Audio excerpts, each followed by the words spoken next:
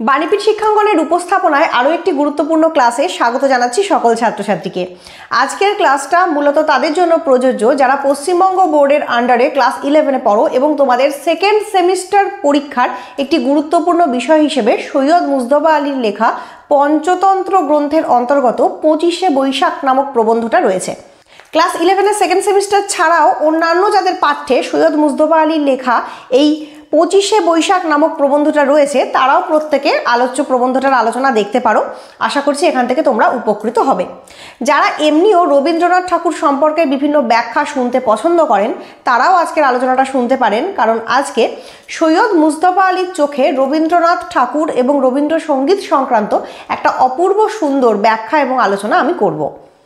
তো চলো আলোচনাটা শুরু করা যাক। যাদের কাছে বই আছে তাদেরকে বলবো তোমাদের এই যে বইটা রয়েছে ক্লাস 11-এর, এই বইটাতে তোমরা টেক্সটটা দেখে দেখে বিষয়টা বুঝে নাও, তাহলে তোমাদের বিষয়টা বুঝতে সুবিধা হবে। আলোচনা শুরুতেই বলবো আজকে আমি কোন কোন বিষয়গুলো নিয়ে আলোচনা করব। সৈয়দ মুজতবা আলীর লেখা এই যে 25শে বৈশাখ প্রবন্ধটা, এই প্রবন্ধটা থেকে কোন কোন বিষয়ে গুরুত্বপূর্ণ প্রশ্ন আসতে পারে সেই বিষয়টা নিয়ে আমি আলোচনা করব। সমগ্র প্রবন্ধটার বিষয়বস্তু আমি খুব সংক্ষেপে বুঝিয়ে বলবো। প্রবন্ধটাতে অনেক বিশিষ্ট ব্যক্তির নাম উল্লেখ করেছেন প্রাবন্ধিক, তাদের ব্যক্তি পরিচয় সম্পর্কে আমি ডিটেলসে আলোচনা করব এবং সর্বমোট এমন সমস্ত তথ্য আমি আজকের আলোচনায় দেব যেটা প্রথম থেকে শেষ পর্যন্ত মনোযোগ দিয়ে শুনলে তোমাদের এই প্রবন্ধটা সম্পর্কে আর কোনো ডাউট বা কোনো প্রশ্ন থাকবে না। একটি গুরুত্বপূর্ণ কথা, তোমাদের পাঠ্য সমস্ত ভিডিওসগুলো একসঙ্গে দেখার জন্য তোমরা ইউটিউবে যাবে, গিয়ে সার্চ বাটনে ক্লিক করে বাণীপীঠ শিক্ষাঙ্গন বলে লিখে আমার চ্যানেলটা সার্চ করবে। তো দেখো বাণীপীঠ শিক্ষাঙ্গন বলে তোমরা যখনই লিখবে চ্যানেলটা এসে যাবে। দেখো আমি এখানে চ্যানেলের নামটা লিখছি, চ্যানেলের নাম এসে গেছে, ক্লিক করা মাত্রই চ্যানেলটা খুলে গেল।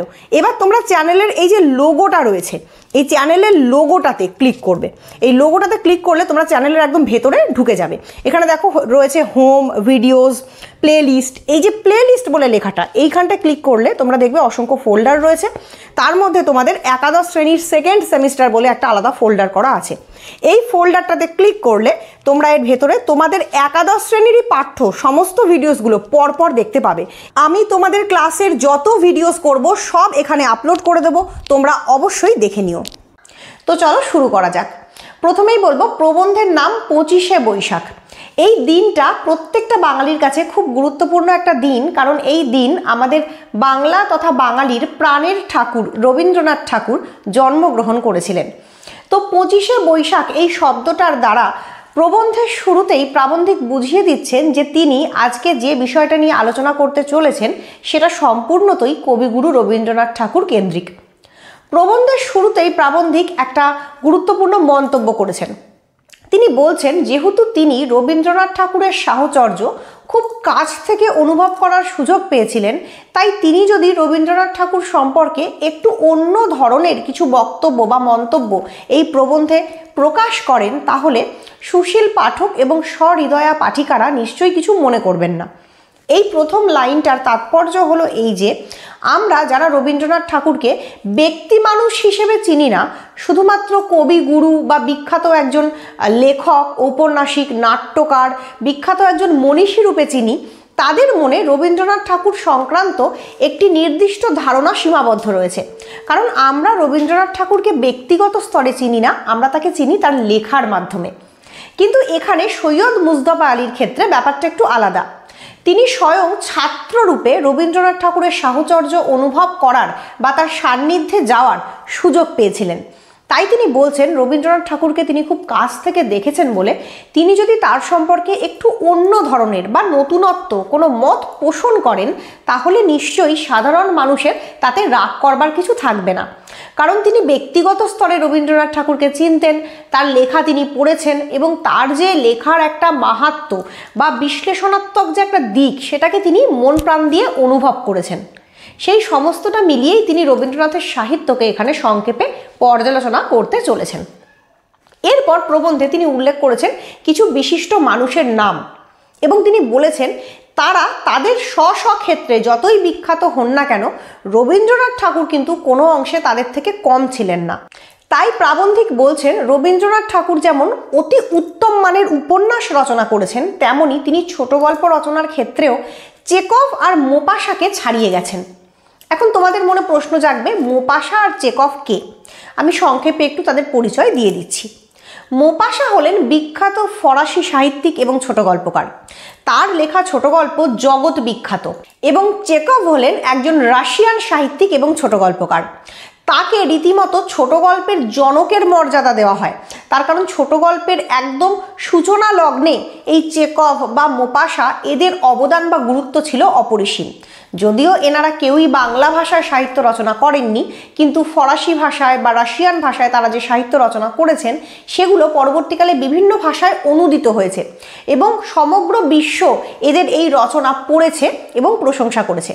এখানে প্রাবন্ধিক বলছেন এই চেকভ আর মোপাসা যে স্তরের ছোট গল্পকার, আমাদের রবীন্দ্রনাথ ঠাকুরও কোনো অংশে তাদের থেকে কম নন, বরং কোনো কোনো জায়গায় তাদেরকে তিনি ছাড়িয়ে গেছেন।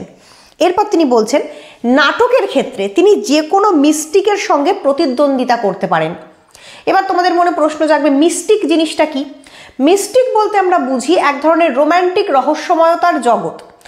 যে কোনো নাট্যকার তারা যখন নাটক লেখেন সেখানে তারা ব্যঞ্জনার অবতারণা করেন, সেখানে তারা বিভিন্ন ধরনের রূপক সংকেতের অবতারণা করেন, নাট্য দ্বন্দ্বের সৃষ্টি করেন এবং তার দ্বারা একটা মিস্টিক রহস্যময়তার জগৎ তারা সৃষ্টি করেন।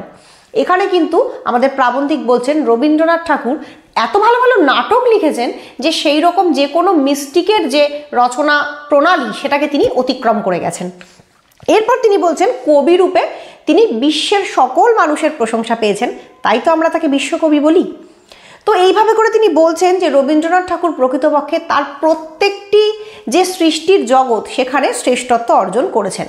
তিনি একাধারে শ্রেষ্ঠ কবি, শ্রেষ্ঠ ঔপন্যাসিক, শ্রেষ্ঠ ছোট গল্পকার, শ্রেষ্ঠ নাট্যকার, শ্রেষ্ঠ গদ্য রচয়িতা, শ্রেষ্ঠ ভ্রমণ কাহিনী রচয়িতা, শ্রেষ্ঠ আত্মজীবনী রচয়িতা, এমনকি একজন মনীষী হিসেবে, রাজনৈতিক চেতনা সম্পন্ন মননঋদ্ধ মানুষ হিসেবে তিনি কিন্তু সর্বজন বিদিত। তার যে লেখাগুলো রয়েছে, যে রচনাগুলো রয়েছে সেগুলো রীতিমতো আমাদের কাছে জীবন দর্শন স্বরূপ। কাজী রবীন্দ্রনাথ ঠাকুর সর্বদিক থেকেই যে কতখানি অগ্রগণ্য সেটাকে তিনি প্রথমেই বুঝিয়ে দিলেন আমাদেরকে এই প্রবন্ধের মাধ্যমে। এরপর তিনি অন্য একটা প্রসঙ্গের অবতারণা করছেন। তিনি বলছেন যতই রবীন্দ্রনাথ ঠাকুর তার লেখার মাধ্যমে সর্বদিক থেকে অপ্রতিরোধ্য বা খুব প্রশংসনীয় হন না কেন, তার মূল কৃতিত্ব বা ক্রেডিট সেটা কিন্তু লুকিয়ে আছে অন্য জায়গায়। আমাদের প্রাবন্ধিকের মতে রবীন্দ্রনাথ যতই গল্প, উপন্যাস, নাটক সবকিছুই ভালো ভালো করে লিখুন না কেন, প্রকৃতপক্ষে তিনি যে গানগুলো লিখেছেন তার মূল্য অপরিসীম, কারণ তিনি খুব কাছ থেকে রবীন্দ্রসঙ্গীতকে অনুভব করেছেন। এখানে তিনি বলছেন অনেক কবির লেখা তিনি পড়েছেন। এখানে তিনি উল্লেখ করেছেন শেলি কিটসের নাম, যারা দুজনেই বিখ্যাত কবি। এছাড়া তিনি উল্লেখ করেছেন কালিদাস এবং জয়দেবের নাম, এনারা দুজনও কিন্তু সংস্কৃত ভাষার দুজন বিখ্যাত কবি। এছাড়া তিনি বলেছেন গালিবের কথা। গালিবের শের ও শায়েরি কিন্তু বিখ্যাত, তিনিও একজন প্রসিদ্ধ শায়েরি রচয়িতা বা কবিতা রচয়িতা। তো এখানে প্রাবন্ধিক বলছেন এই যে শেলি, কিটস, জয়দেব বা যে গালিব রয়েছেন, এনাদের যে রচনা সেটা তিনি পাঠ করেছেন এবং পাঠ করে তিনি নিজের জীবনকে ধন্য বলে মনে করেছেন। কিন্তু তা সত্ত্বেও তার বারংবারই মনে হয়েছে রবীন্দ্র গানের যে ধারা বা রবীন্দ্র গানের যে মূল্য, মর্যাদা, সেটা যেন সর্বাগ্রে স্মরণীয়, বা এনাদের ওপরেও যেন রবীন্দ্রনাথের কৃতিত্বকে তিনি প্রতিষ্ঠা করতে চেয়েছেন। এরপর তিনি অন্য আরেকটা প্রসঙ্গের অবতারণা করেছেন। তিনি বলছেন লিডার এবং গজল গানের কথা। লিডার এক ধরনের গান, গজলও এক ধরনের গান, কিন্তু এই দুটোই হচ্ছে ভিন্ন ভিন্ন ভাষার সঙ্গীত ধারা। অর্থাৎ আমাদের বাংলায় এই ধরনের গান জেনারেলি বা সাধারণত প্রচলিত নয়। লিডার গান সাধারণত জার্মানে প্রচলিত, জার্মানিতে, এবং গজল গান এখানে ইরানীয়দের ক্ষেত্রে বেশি প্রসিদ্ধ বলে উল্লেখ করেছেন কবি। তো তিনি বলছেন যে লিডার আর গজল গান তিনি যতবারই শুনেছেন কোথাও কোথাও তার মনে হয়েছে গানগুলি যেন এখনই শেষ না হয় বা আরও যেন আরেকটু হলে ভালো হতো। অর্থাৎ এখানে তিনি বলছেন এই গানগুলিতে তিনি একটা অসম্পূর্ণতার আভাস পেয়েছেন, তাই এই গানগুলো তার মনকে বা প্রাণকে ছুঁয়ে গেছে এবং যতবারই তিনি শুনেছেন তার মনে হয়েছে আরেকটু শুনলে ভালো লাগতো। আসলে ছোট গল্পের সংজ্ঞায় যেমন আমরা বলি শেষ হয়ে হইল না শেষ, এখানে যেন সেরকমই গানের ক্ষেত্রেও তিনি একটা অদ্ভুত বিষয়কে প্রকাশ করেছেন, যেখানে তিনি বলছেন যে এই গানগুলি যেন মনে হচ্ছে আকস্মিক শেষ হয়ে গেল, হঠাৎ করে শেষ হয়ে গেল, আরেকটু চললে আরও শ্রুতিমধুর লাগতো। কিন্তু রবীন্দ্রসঙ্গীতের ক্ষেত্রে এই কথাটাকেও তিনি অস্বীকার করেছেন। তিনি বলছেন রবীন্দ্রসঙ্গীত তিনি যতবারই শোনেন তার মনে হয় এর থেকে শান্তির, এর থেকে সম্পূর্ণ, এর থেকে পরিপূর্ণ আর বোধহয় কিছুই হতে পারতো না। রবীন্দ্রনাথের গানে কোনো অসম্পূর্ণতা নেই, তবুও তিনি যতবার রবীন্দ্রসঙ্গীত শুনেছেন তার মনে হয়েছে আরও হলে ভালো হতো, আরেকটু শুনলে ভালো হতো, আরও যেন এই সঙ্গীতের রসধারা কানের মধ্যে মূর্ছিত হলে ভালো হতো। রবীন্দ্রনাথের গান সম্পর্কে আরেকটি গুরুত্বপূর্ণ বক্তব্য বা মন্তব্য এই প্রসঙ্গে স্মরণ করেছেন প্রাবন্ধিক। তিনি বলছেন যে রবীন্দ্রনাথের গান যতবারই তিনি শোনেন বা অনুভব করেন তার মনে হয় যে এর থেকে সম্পূর্ণ এবং এর থেকে যথাযথ আর কিছু হতে পারতো না। উদাহরণস্বরূপ তিনি বলেছেন রবীন্দ্রনাথের গানের প্রত্যেকটা শব্দ শুনলে মনে হয় যে এই শব্দের জায়গায় অন্য কোনো শব্দ যেন বসতেই পারতো না, অর্থাৎ এই গানটার এই শব্দটাই যথোপযুক্ত বা এই গানটার জন্য এই শব্দটি প্রযোজ্য।